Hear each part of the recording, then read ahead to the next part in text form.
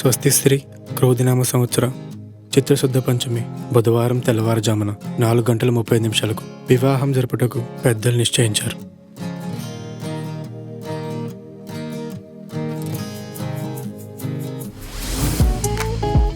మొన్న రాత్రి తాగేసి ట్రాఫిక్ వాళ్ళ దగ్గర ఇటు చేసిన యాసాలు చూడాలరా. రోడ్డుకి అడ్డంగా నిలబడ్డారని చెప్పేసి రూల్స్ మాట్లాడుతున్నాడు రా. రే నేను తాగితే రూల్స్ మాట్లాడతాను మీకు తెలుసు కదరా, మరి ఎందుకు అన్నాడు తీసుకెళ్లారు? ఆ బాబున్న సైజు కుట్టించమంటే చేలో గడ్డి బొమ్మ సైజు కుట్టించినట్టున్నాడు రా. చూడరా ఎంత లూజ్ ఉందో. ఏంటి కాబే వాడితో చాటింగా?